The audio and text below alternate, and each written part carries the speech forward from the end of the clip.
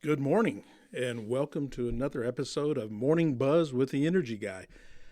Hi, I'm Tom Moore. I'm the Energy Guy, and we are recording live in the Farmers Electric studio at our headquarters in Clovis, New Mexico. This is episode 22. So, if you recall from the last time we spoke, I had surgery, and I think I'd already had the surgery. Actually, the day after I had surgery on my hand, I came in. I was off, but I came in because I wanted to do the show. So I was in here long enough to do the show, and went back home, was resting and recovering. So I took a few days off, went to our home in Las Vegas, New Mexico. We have some projects we're doing there, but it was more R&R than anything, a little rest and relaxation, because my wife didn't want me doing anything too strenuous. Neither did the doctors, obviously. So I took it easy. And during this time, my daughter, the flight attendant from Michigan and lover of reading, and she's also a very good writer. And she doesn't do enough of it. I try to encourage her to, but she was just an absolutely talented writer. But I would like to see her do more of that. But she reached out and she told me she likes everything classic. And she told me about a new Frankenstein movie, 2025, that is streaming on Netflix. And I just canceled Netflix, so my timing, that's typical of my timing. Right before, and then she asked if we were planning on watching Stranger Things, and I'd forgotten that was on Netflix, and the final season of Stranger Things is going to be released a little later. I don't know, in the next few weeks. So we're probably going to restart our Netflix. But I really value her opinion on movies, and so I'm definitely going to watch.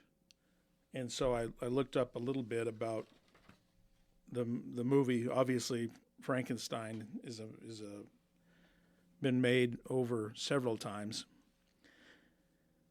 So the plot is the same typically. So Dr. Victor Frankenstein, a brilliant but egotistical scientist, brings a creature to life in a monstrous experiment that ultimately leads to the undoing of both the creator and his tragic creation. So the director is Guillermo del Toro, who did The Shape of Water, which was a pretty good movie. I enjoyed it. I enjoyed the music, and that's what my daughter said about Frankenstein. The music was very good, and The Shape of Water was a play on Creature from the Black Lagoon, if you can remember, if you're old enough to remember that one. I think it was done in the 50s. I watched it, run later, obviously, probably in the 70s, but always a fan of Creature from the Black Lagoon. So, yeah, The Shape of Water was good. So Guillermo del Toro is a talented writer and director. So the writers of this particular Frankenstein 2025, the film adaptation was by Guillermo del Toro, and it's based on Mary Shelley's original novel, Frankenstein. And this was crazy. It's originally published in 1818. I couldn't believe that. I had to look at it twice, read through it twice. 1818. It stars Oscar Isaac as Dr. Victor Frankenstein and Jacob Elordi as Frankenstein's monster. Anyway, if you've got time, you might want to look into that. So today I thought with the winter weather headed our direction, we're not there yet, but we've had some cold spells. But as we get closer to the winter, the little more harsh winter weather, maybe it's time for some people to consider buying a home generator or a portable generator. So I thought I would go over some pros and cons about buying a home generator. And of course, there's some safety in here too as well. So buying a home generator offers significant benefits in comfort and saving during power outages, which we don't have a lot of, particularly long-lasting outages. We usually get on them pretty quickly. Now, there's been a time, I recall, probably 30 years ago, that Farmers Electric lost over 200 poles. And we had people in the Logan area out for over almost 2 weeks. So you can see, what problems that might have caused. But the decision to buy one depends on your specific needs, the frequency of power outages in your area, and your budget. So pros of buying a home generator. Uninterrupted power supply. Generators ensure that essential systems and appliances, HVAC, refrigerator, medical equipment, sump pumps, security systems, internet, continue to run during an outage, protecting against disruption and potential damage. Safety and health. Reliable power is crucial for medical devices and can prevent dangerous situations like extreme temperature exposure or basement flooding from non-functional sump pumps. Peace of mind. This is really important. Knowing you're prepared for unexpected outages, especially during severe weather, provides a significant sense of security and eliminates the stress of managing without power. So this reminded me that we added a very large standby generator, backup generator, here at our cooperative headquarters, because we want everything to function, computers, telephones, and such, if we have a very widespread outage that could last and become significant. So that's why we have that. But we've tested frequently. It actually fires up every Friday, and we're none the wiser.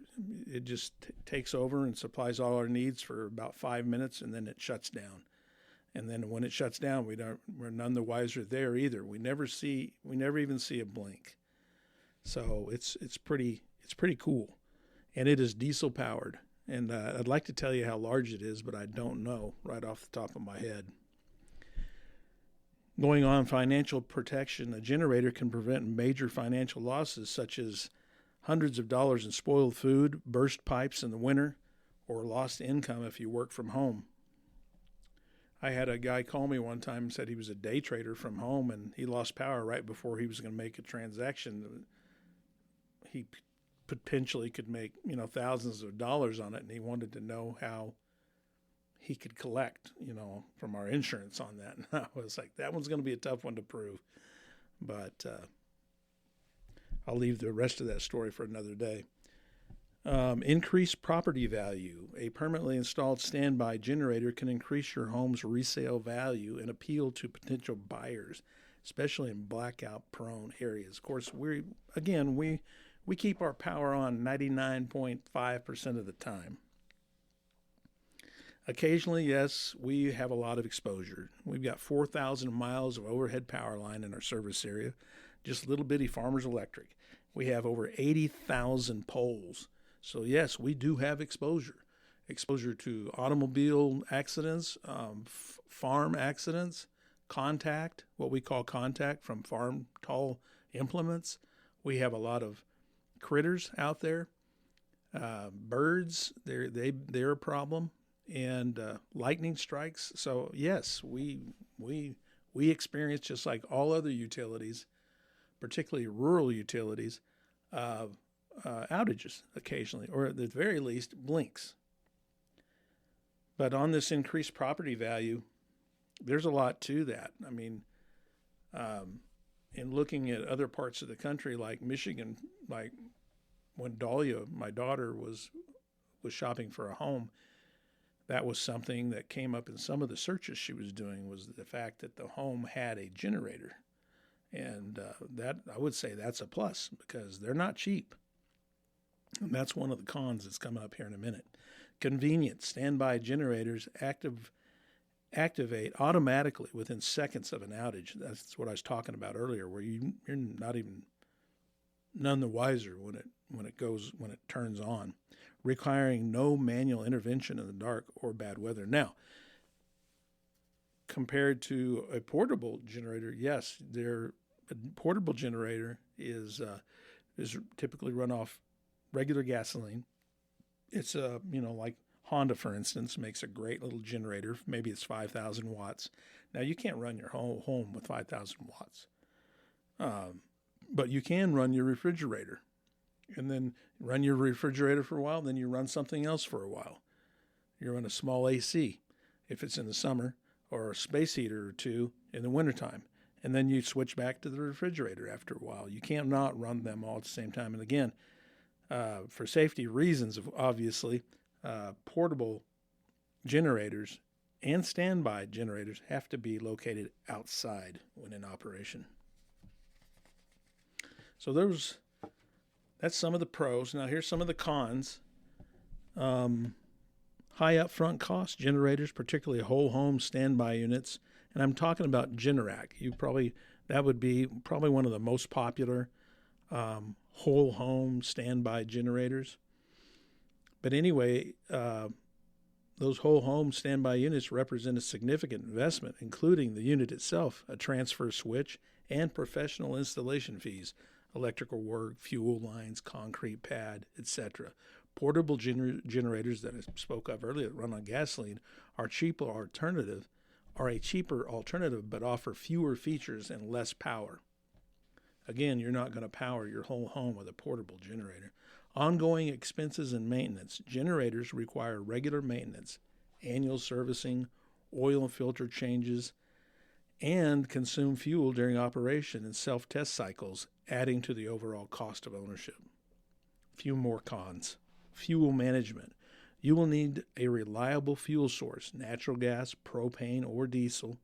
If not connected to a natural gas line, you will need to store fuel safely and ensure it is available when needed, which can be challenging during a widespread emergency. Noise and regulations. This is one thing a lot of folks don't think about. Generators are loud, particularly diesel generators. All generators produce noise. You must check local ordinances, homeowners association, HOA, rules, and placement guidelines to ensure compliance and avoid disturbing neighbors. Space and installation requirements. A permanent generator requires dedicated outdoor space with adequate clearance for airflow, which may not be feasible for all properties. One last con. Inconsistent use. Depending on the frequency of power outages in your area, which again, we don't have many, you may invest a significant amount of money in an appliance that is rarely used. I would equate it to a snowblower in Clovis, New Mexico. That's something you really don't need. A good shovel works fantastic. Of course, if you're getting up there in years and got a little more money, maybe a snowblower is a good thing, kind of like this generator. But it isn't a significant amount of money for an appliance that you only use very rarely. But it is a nice insurance policy. So we're 14 minutes after the hour, and we've got a little more stuff here. I thought, well, what would you consider when trying to shop for a home generator? So some of this is repetitive, but that's how we learn, is through repetition. So I'll mention again, we don't have many outages at Farmers Electric. We do have blinks, but we don't have long outages for the most part. I need to knock on some wood. There we go.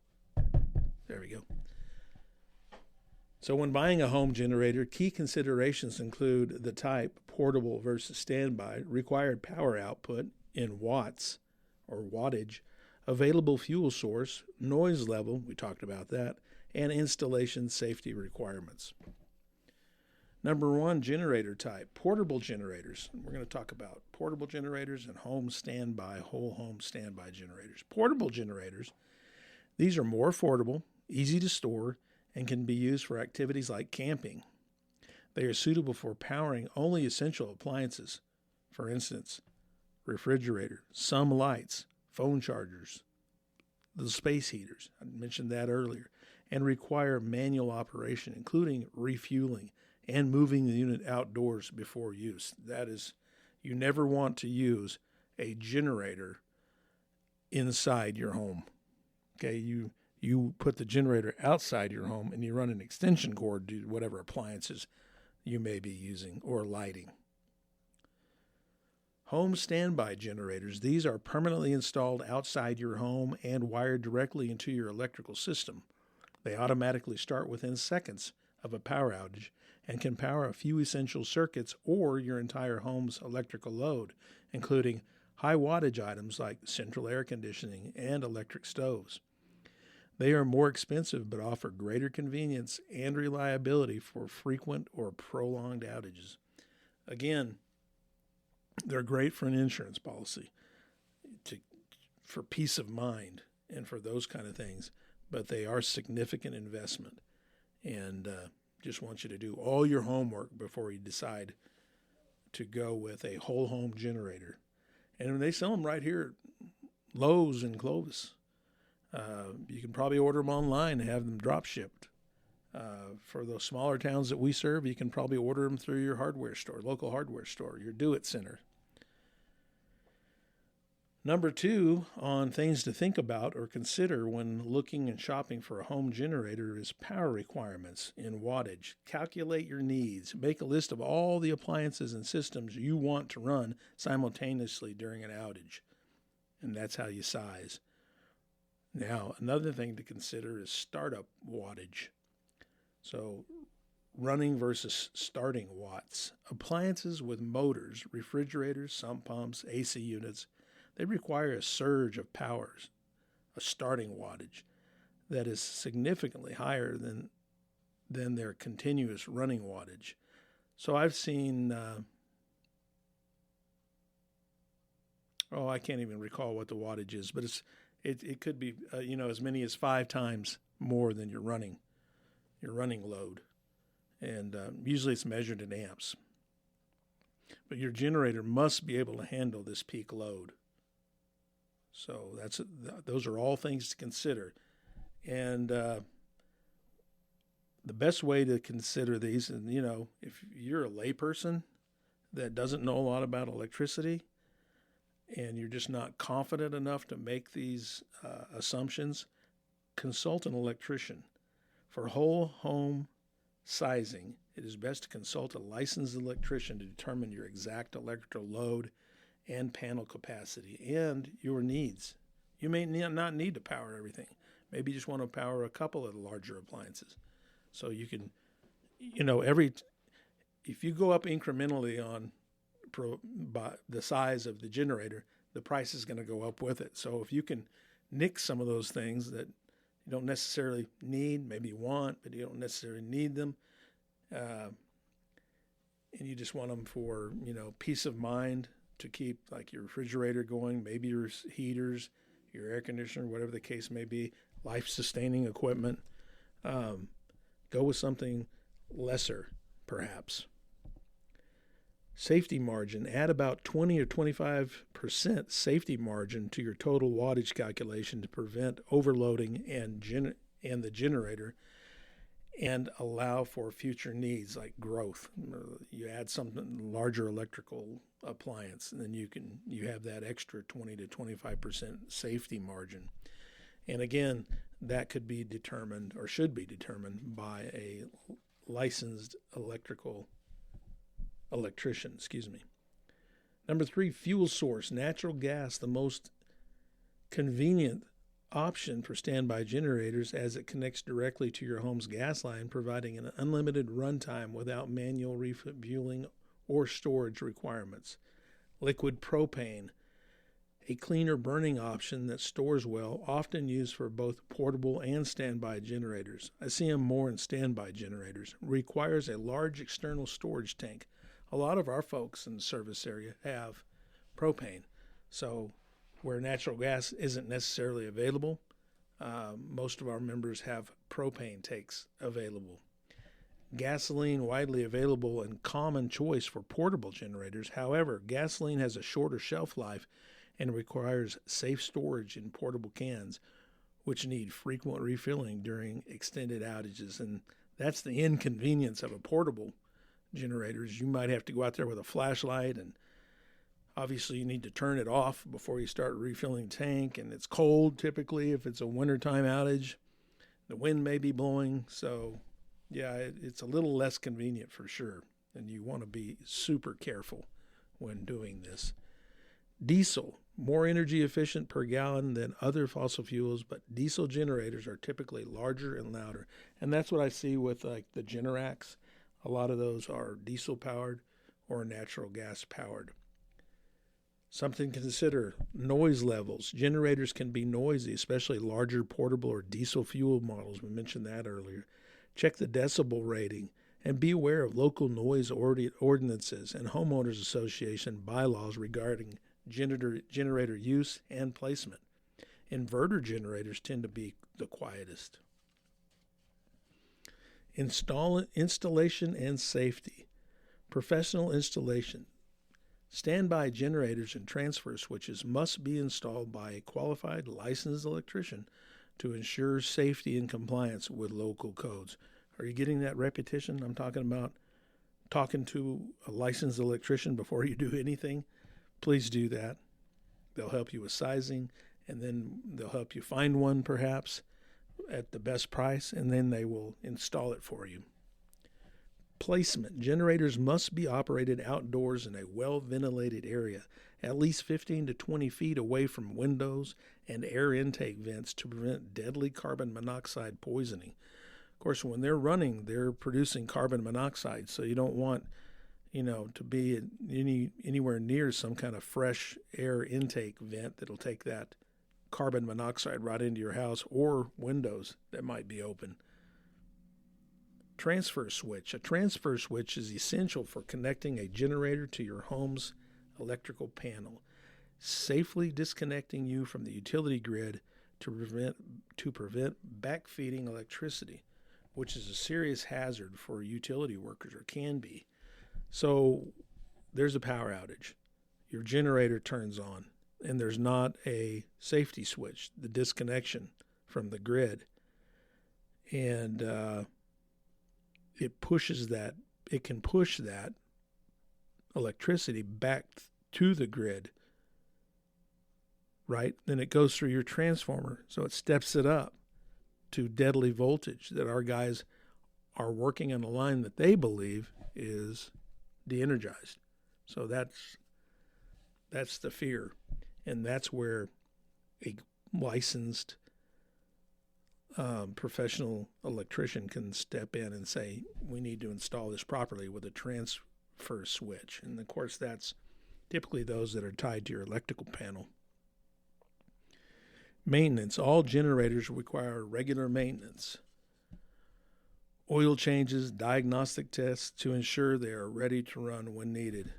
It's all well and good if you have a generator, but if it's not going to work when it's required, they're no good. And we run into that. We have run into that. We've had larger power customers that have large generators, and they'll call and say, well, we had this outage and something was spoiled or whatever. And we say, we thought you had a generator. Well, it didn't fire up, so it didn't serve its purpose. So if you own a generator, that regular maintenance, oil changes, diagnostics, test, and just run it like we do every Friday for about 5 minutes.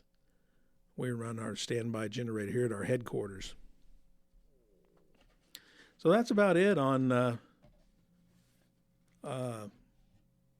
things to consider when shopping for a home generator, whether it be portable or whole home, kind of permanently installed.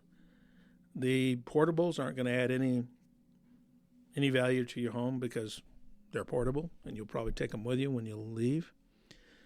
The whole home, like a Generac that you can get at the big box stores or order online to be drop shipped, or at your local hardware store, they can order them for you. Those are going to add value to your home. Not necessarily as much as it costs to install them, but you took advantage of, all those things that we talked about that were pros. The fact that, the peace of mind means so much as I get older, means a lot more to me than it used to. And we've got an aging clientele at Farmers Electric, and these folks are very appreciative of our track record, the fact that we've got power on 99.5 or more percent of the time.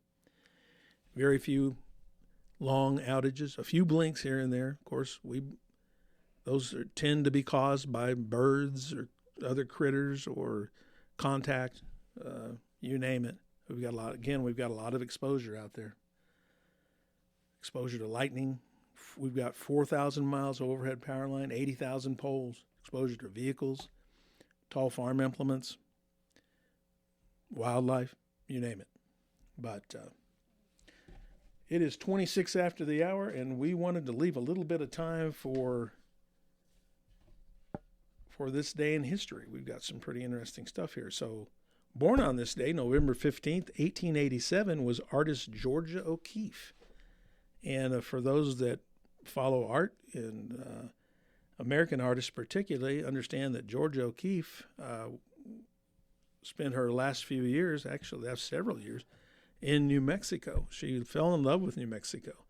So Georgia O'Keeffe was an influential American artist, best known for her striking modernist paintings of flowers and desert landscapes. And she has one painting particularly called Irises. And it's probably one of her most famous paintings. Georgia O'Keeffe began spending part of each year in New Mexico in 1929 and made it her permanent home in 1949 after the death of her husband, Alfred. She stayed in the state until her death in 1986, dividing her time between her homes at Ghost Ranch and in Abiquiu. She died in 1986 at the young age of 98. This day in history, November 15th, 1806, Zebulon Pike spots an imposing mountain. Approaching the Colorado foothills of the Rocky Mountains during his second exploratory expedition, Lieutenant Zebulon Pike spots a distant mountain peak that, in his words, looked like a small blue cloud. The mountain was later named Pikes Peak in his honor, and we're all familiar with Pikes Peak, Colorado. This day in history, November 15th, 1864, Union General Sherman's Scorched Earth March to the Sea campaign begins. November 15th, 1864, Union General William T. Sherman begins his expedition across Georgia by torching the industrial section of Atlanta and pulling away from his supply lines. For the next 6 weeks, Sherman's army destroyed most of the state during his so-called March to the Sea before capturing the Confederate seaport of Savannah, Georgia. Sherman's type of warfare was branded scorched earth. He was so destructive to his enemy that the United States Army later named a tank after him, the Sherman tank. Don't say Sherman's named in the South. Nah, they don't particularly care for him much. What's most tragic was there were a lot of lives lost in the Atlanta campaign or the March to the Sea during Sherman's reign of terror down there. But there was a lot of records that were burned, like in courthouses and stuff, like birth certificates and land grants and permits, and you name it. They were lost to the fire, so that caused a bit of confusion, for those that were left behind. But as a side note, and I definitely won't say this when I'm in the South, my great-grandfather, Hugh Moore, served in the 9th Michigan Cavalry, who in turn served under General Sherman during his aptly named Atlanta campaign. So I've got a picture of him on my wall here in the office. What's crazy is he's a Civil War veteran, right? The Great War, 1860 to 1865. My dad had a conversation with him on his porch. First-hand knowledge of a Civil War soldier. And then, of course, my dad passed that on to me. My dad was a very young man. He was a young boy He was 8 years old, maybe 10, when he reminisced about talking to his grandfather, Hugh Moore, on his porch in Yale, Michigan. But then, of course, I was born kind of late in his life. I think he turned 46 the March after I was born in January. But it's a hard thing for me to wrap my head around that my dad had a conversation with a Civil War veteran, his grandfather. Well, I hope you enjoyed the show. And same time, same place next week for Morning Buzz with the Energy Guy.